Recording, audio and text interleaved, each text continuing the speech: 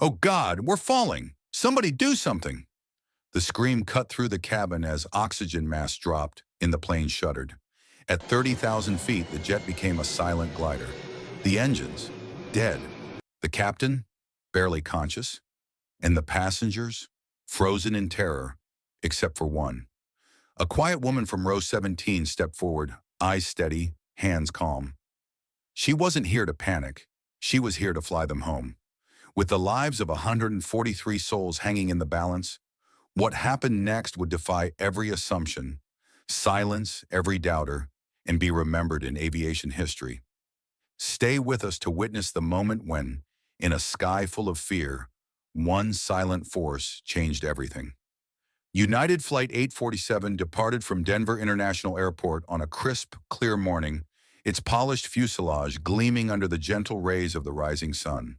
The Boeing 737, a workhorse of the skies, taxied smoothly along the runway, its engines humming with the promise of a routine cross-country journey. The flight plan was simple, a 3-hour trip eastward to Raleigh-Durham International Airport. Weather reports along the route spoke of calm skies and favorable tailwinds, the kind of day every pilot hopes for and every passenger takes for granted. Inside the cabin, 137 passengers settled into their seats, each absorbed in their own world, united only by the shared expectation of an uneventful flight. The atmosphere was one of quiet anticipation. The cabin air carried the familiar mingling sense of fresh coffee, recycled air, and the faint tang of jet fuel that always seemed to cling to the start of a journey. The passenger list was as diverse as America itself. In row 10, a young family with 2 small children worked to keep their excitement and volume under control. The father gently pointed out the window, drawing his son's attention to the shrinking city below, while the mother juggled coloring books and snacks, doing her best to maintain calm. A few rows ahead, a middle-aged businessman in a tailored suit had already powered up his laptop, his fingers poised over the keyboard, eager to get a head start on work as the seatbelt sign blinked off. Toward the rear of the aircraft, a woman in her 60s gripped the armrest tightly. It was her first time flying, and while the flight attendant's reassuring smile helped, the slight tremor in her hands betrayed her nerves. Across the aisle from her, an elderly veteran, wearing a worn ball cap embroidered with the insignia of his old unit, gazed quietly out the window, lost in thought as the miles began to slip beneath them. A few seats over, 2 college students shared headphones, occasionally nudging each other and grinning at something on a screen. Further up, a group of business travelers discussed their meetings in low voices, their conversation blending with the quiet hum of the engines. The flight attendants moved down the aisle with practiced efficiency, offering drinks and snacks with friendly professionalism. Safety cards rustled, trays clicked into place, and seatbacks reclined just enough to allow comfort without inviting complaints. Everything about Flight 847 felt familiar, ordinary, a textbook example of modern air travel at its most predictable. Outside, the skies stretched wide and blue, with only the occasional wisp of high-altitude cloud breaking the vastness. The sun's glow softened as the jet leveled off at cruising altitude. Passengers settled in, lulled by the subtle vibrations of the aircraft and the comforting monotony of engine noise. No one aboard suspected that in just under an hour, that comforting hum would give way to silence, and that their fate would rest in the hands of someone they hadn't even noticed. In window seat 17A sat Sophie Mercer, 28 years old, a figure so unassuming that even those seated beside her would be hard-pressed to recall any details about her appearance. Sophie wore an oversized gray hoodie, no brand logos, nothing flashy, just soft cotton that spoke of practicality over fashion. Her trail running shoes were scuffed at the toes, the kind of wear that came not from style choices, but from miles of actual use on dirt paths and rocky trails. Her dark brown hair was loosely tied back in a simple braid, a few wisps escaping here and there, framing a face devoid of makeup. No earrings, no rings, no necklace. Nothing that might catch the light or the eye. In the world of modern air travel, where passengers' faces were so often illuminated by the glow of their phones, Sophie's quiet stillness made her nearly invisible. And yet beneath that plain exterior was a mind that missed nothing. Sophie Mercer was not asleep, though her head leaned gently against the window and her eyelids were half lowered, giving that impression. She was watching, listening, feeling.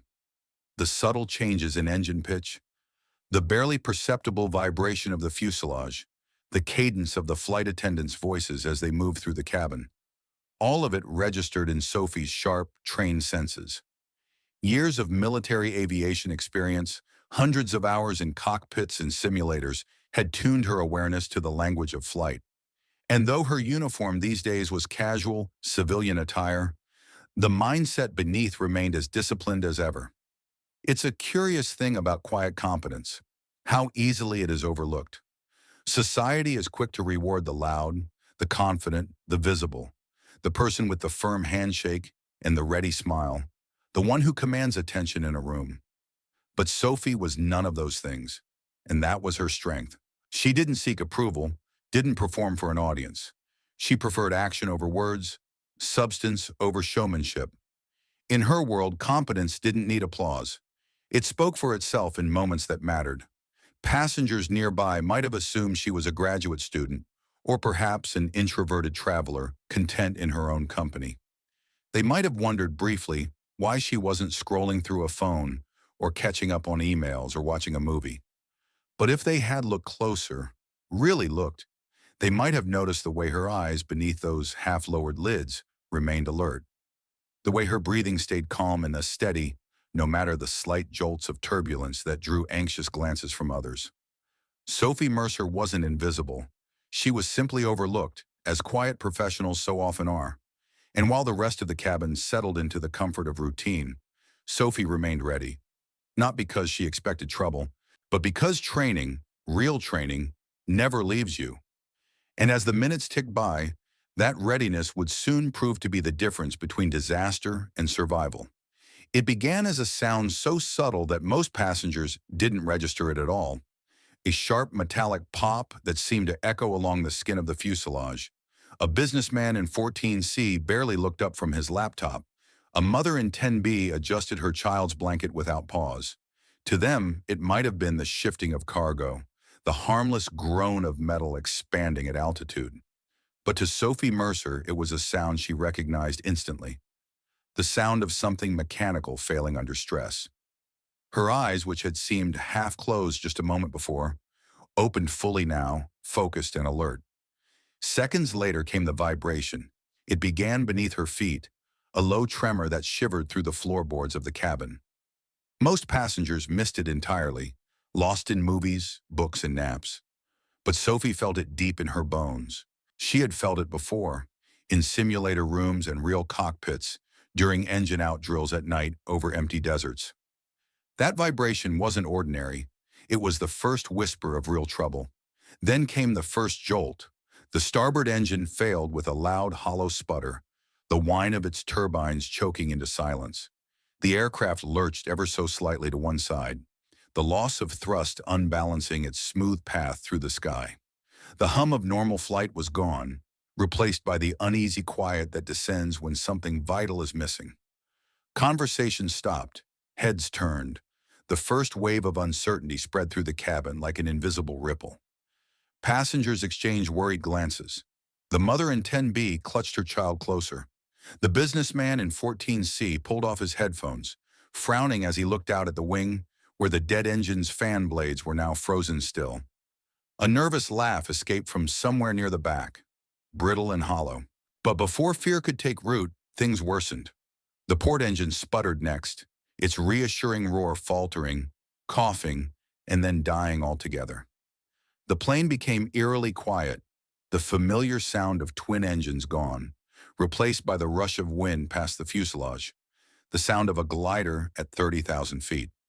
The aircraft began to lose altitude, nose dipping gently at first, then more noticeably as gravity asserted its hold. The cabin lights flickered, then several sections went dark entirely. The emergency lighting along the floor and exits glowed faintly, casting the interior in a ghostly hue. Oxygen masks dropped from their compartments, dangling like lifelines in the dim light.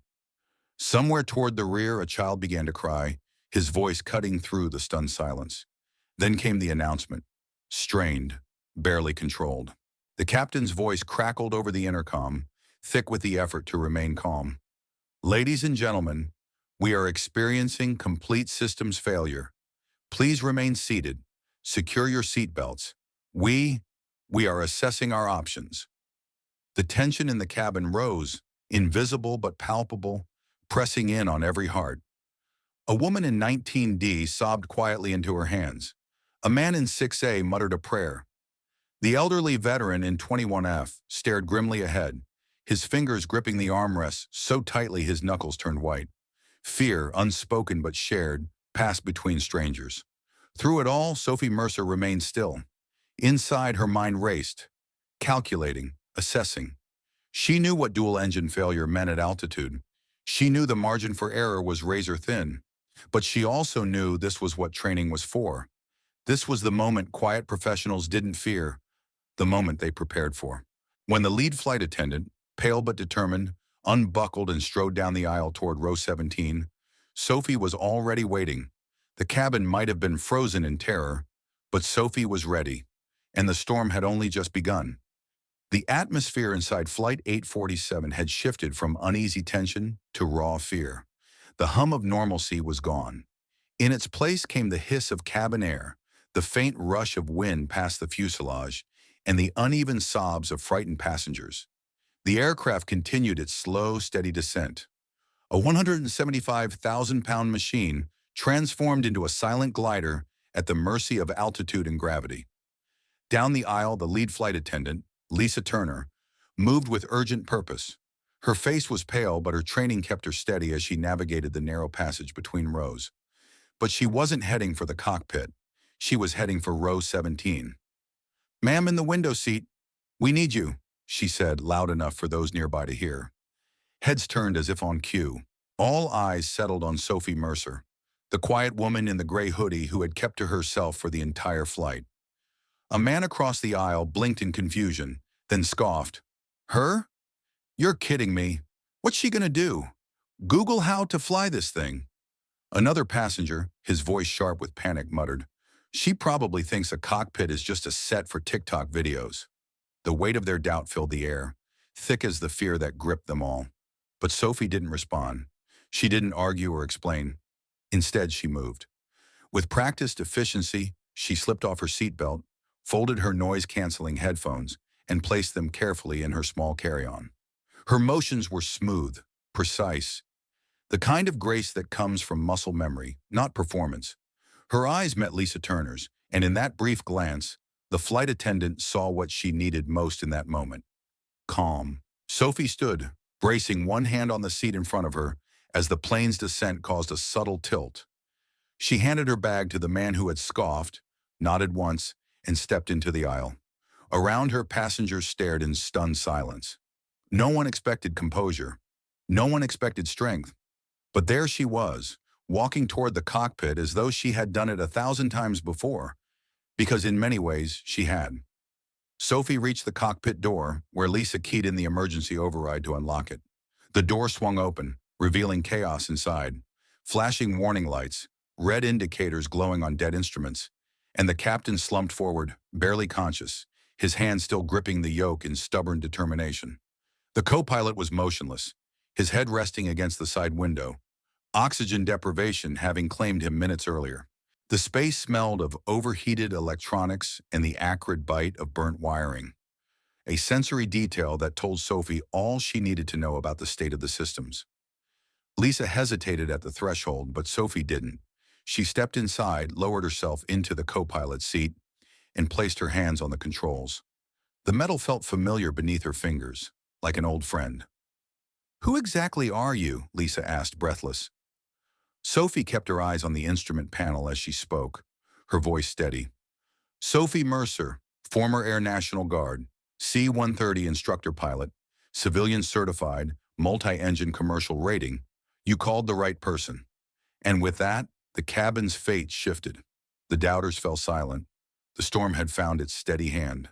The cockpit of Flight 847 was a scene of barely contained disaster. Warning lights flashed across the panels, casting the cramped space in a surreal red and amber glow. Alarms bleated in sporadic bursts, the system struggling to tell their operators what they already knew, that the aircraft was in deep trouble. The hum of the engines, That comforting backdrop of powered flight was gone. In its place, the thin hiss of airspeed slipping away as the jet glided, powerless through the thinning air. Captain Ethan Brooks, a seasoned pilot with 2 decades of experience, sat slumped in his seat, his face pale and slick with sweat. His right hand still gripped the yoke, as if sheer will could force the unresponsive machine to obey.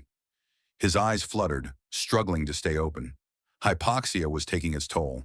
His breaths came shallow and uneven.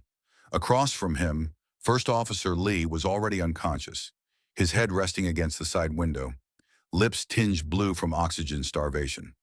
Into this chaos stepped Sophie Mercer. She slid into the right seat, the co-pilot's chair, with the ease of someone who had lived in such spaces for years. Her movements were fluid, focused. She didn't waste time fumbling or hesitating.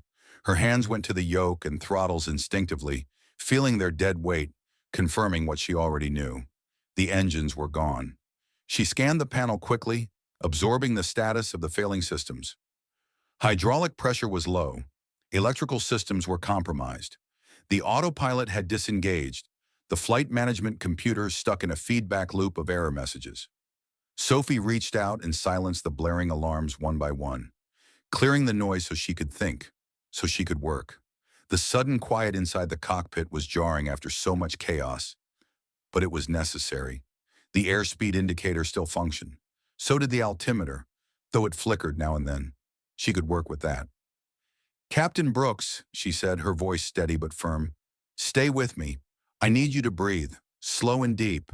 We're going to bring this plane down safe, but I need your eyes open." The captain stirred, forcing his eyes open for a few seconds at a time, nodding weakly. In that moment, Sophie didn't see the uniform or the stripes on his shoulder. She saw a fellow aviator, another soul trying to do the right thing in impossible circumstances. Writer's commentary: in the cockpit, there's no room for ego, no time for pride. It's about survival, teamwork, and training. Sophie wasn't there to take over in some dramatic act of heroism. She was there because it was what needed to be done. No cameras, no glory, just the quiet, focused work of saving lives. She began configuring the aircraft manually, overriding failed systems where she could. She adjusted the flaps incrementally, easing the jet into its best glide ratio, buying precious seconds, precious miles. Her fingers danced over switches and controls, bypassing damaged circuits, coaxing what she could from the wounded machine. Outside the cockpit windows, the world stretched wide and blue, the ground impossibly far below. The runway they would need felt like a lifetime away. But Sophie knew the math. She knew the glide slope, the descent rates, the speed she had to maintain. There was no room for error, but she had done this before, in simulators, in training, in her mind 1,000 times. "Greensboro Tower, this is Flight 847, she said into the radio, voice calm, measured. "Pilot in command Sophie Mercer. We are dual engine out, gliding, request vectors for emergency landing. Captain incapacitated, co-pilot unconscious. Please confirm." And as her voice echoed through the frequency, the tower fell silent, stunned by what it had just heard. The silent force had taken the controls. The impossible was now in Sophie's hands. In the moments after Sophie Mercer's voice crackled across the emergency frequency, the air traffic control tower at Greensboro froze. Controllers glanced at one another, registering the weight of what they just heard. A powerless Boeing 737 at 30,000 feet, crew incapacitated, and a young woman they'd never heard of, not on any flight plan, not in any manifest, calmly requesting vectors for a dead-stick landing. But there was no time for shock. The lead controller keyed his mic, his voice tight but professional. "Flight 847, Greensboro Tower. We read you. You are cleared for priority approach. All runways available. Crash crews on standby. Confirm souls on board." Sophie's eyes stayed locked on her instruments, but her mind moved faster than her hands. She noted altitude. 27,000 feet and dropping. Airspeed. Still enough to manage the glide. She mentally plotted the arc that would take them eastward, toward the longest runway available, adjusting for wind drift. Greensboro, 143 souls on board. Dual engine out, electrical degraded, hydraulic assist minimal. I am beginning descent. Request continuous updates on weather and terrain advisories. Outside, the sky remained deceptively peaceful. Wisps of high-altitude clouds drifted past the windows as the aircraft glided silently, the rush of air over the fuselage the only sound to accompany the passengers' fear. Inside the cabin, the mood had shifted from panic to something quieter, heavier. Passengers clutched armrests, hands, prayer beads, whatever comfort they could find. The nervous businessman who had doubted Sophie earlier sat frozen, his knuckles white against the tray table. The mother in 10B rocked her child gently, whispering reassurances she wasn't sure she believed. But Sophie wasn't thinking about them in that moment. She was thinking in numbers: descent rate, distance to the threshold, safe flap settings for glide. She knew every figure by heart. Every decision she made would buy them seconds. Seconds that could mean miles. Miles that could mean the difference between the runway and disaster. Sophie adjusted the flaps slightly, optimizing the lift-to-drag ratio to keep their glide as efficient as possible. She engaged manual trim controls, adjusting pitch ever so gently to steady their descent angle. Her hands worked the controls like a musician at a concert no one could hear, each adjustment deliberate, precise. The captain stirred beside her, regaining a little more awareness. His gaze found hers, and for a moment, just a moment, the weight of the situation passed between them in silence. Sophie offered a brief nod, one professional to another. "Captain, keep breathing slow. I'll call for checklist verification." His nod was weak but determined. "Greensboro, Flight 847, Sophie called. "Confirm winds and final vectors." "Flight 847, winds calm, visibility 10, cleared straight in for runway 5 left. Emergency crews are in position." "You're doing great, ma'am." Sophie allowed herself no emotion, no relief. Not yet. The ground was still too far. The work wasn't done. She focused on her descent path, mentally plotting each mile, each foot of altitude. The Boeing 737 was no longer just a disabled jet. It was a glider, and Sophie was its pilot. And beneath that silent glide, 143 lives hung in the balance, depending on the hands that society had overlooked. The quiet professional who now guided them home.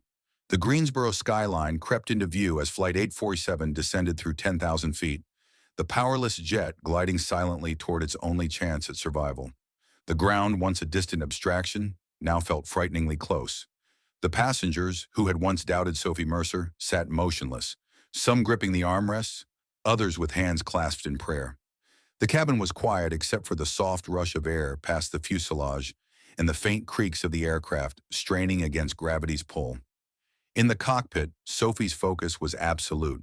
Her eyes moved between the altimeter, airspeed indicator, and horizon. She fine-tuned the flaps, carefully managing what little aerodynamic advantage the disabled jet still had. Each adjustment required precision. The wrong angle, the wrong speed, and the 737 could stall. A mistake that would leave no room for recovery. "Captain Brooks," and she said, glancing at the man slumped in the left seat.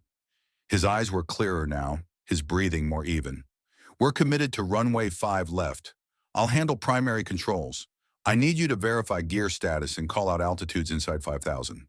He nodded weakly, his training overriding fatigue. "Roger that." At 3,000 feet, the runway stretched ahead, long, wide, and lined with emergency vehicles whose flashing lights created a river of color in the pre-dawn gloom. Sophie could see the dark figures of first responders positioned at the ready. She could feel their collective hope, their silent urging. "Greensboro, 847 on final," she transmitted, her voice as calm as ever. As 847 cleared to land any runway, crash crew standing by. "Godspeed." Sophie brought the nose down gently, keeping airspeed within a tight margin. Too slow, and they'd fall short. Too fast, and they'd risk a hard landing with no power to brake. She adjusted pitch, eased in the last of the flaps, and verified gear down. The captain confirmed the gear locks with a weak voice but steady eyes. 1,000 feet. The runway loomed large now. Sophie aimed for the numbers, calculating distance, speed, and energy like second nature. The aircraft, heavy with the weight of fuel and souls, responded to her every touch. 500 feet. The descent was steady. Sophie's heart beat slow and controlled, her breathing measured. There was no room for fear, only action.